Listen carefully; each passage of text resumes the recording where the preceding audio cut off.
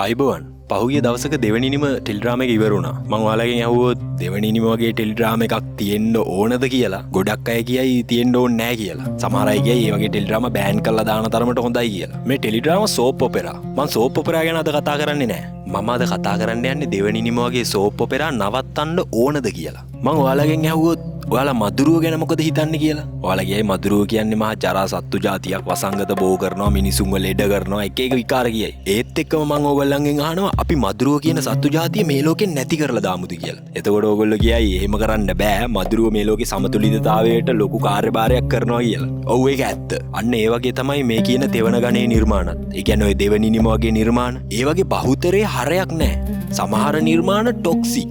හැබැයි එහෙමයි කියලා අපිට මේ නිර්මාණ අයින් කරලා දාන්නත් බෑ. ඔයාලා දන්නවනේ කලාවට සීමාවක් නැහැ. කලාවට තියෙන්නේ විවිධත්වයක්.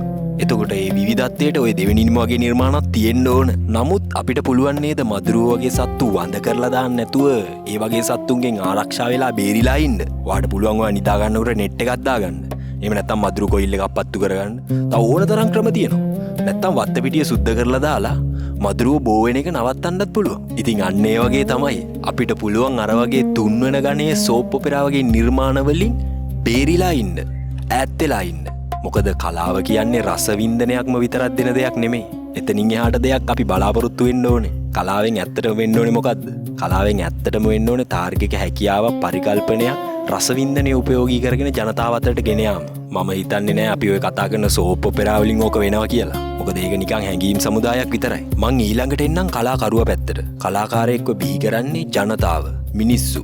ඒ කියන්නේ මේ සමාජය. කවුරු හරි කලාකාරයෙක්ගේ නිර්මාණ ජනතාව වැළඳ ගන්න ආකාරය අනුව තමයි ඒ කලාකාරයාගේ වාණිජ්‍ය පැවැත්ම සහ අනාගතය තීරණය වෙන්නේ. ඒක ඔයගොල්ලෝ දන්න කාරණාවක්. ඒකනේ එක කාලෙක ජනප්‍රිය කලාකරුවෝ තව කාලෙක පේන්නවත් නැති වෙන්නේ. එයාලගේ රේටින් බහැලා. රේටින් තීරණය කරන්නේ ජනතාවම තමයි. පොඩ්ඩක් ඉන්න. මම මේ කතා කරන්නේ ජනප්‍රිය කලාව ගැන. එහෙම බැලුවාම කලාකරුවෙක්ව ජීවත් කරවන්නේ මිනිස්සු.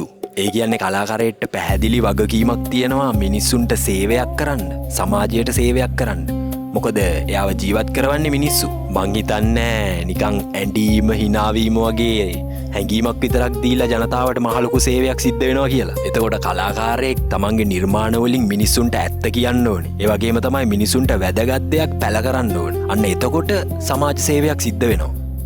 කවුරු හරි කලාකාරයෙක් මිනිස්සු හින්දම ජනප්‍රිය වෙලා ඒ මිනිස්සුන්ටම මොනවා හරි වසක් විසක් මාකට් කරනවා නම් අන්න එතනදී එයා සැබෑ කලාකාරයෙක්ද නැත්නම් එක කම්පැනි වලට විකිනිච්ච වෙළඳ මාධ්‍යයක්ද කියන එක ගැන හිතලා බලන්න වෙනවා. මොකද සැබෑ වගකීමක් තියෙන කලාකාරයෙක් කවදාවත් තමන්ගේ රසිකයන්ට ජරාව විකුණන්නේ නැහනේ.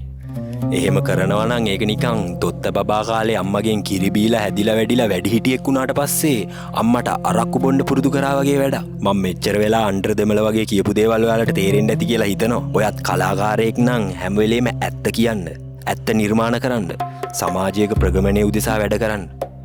ජය වේවා.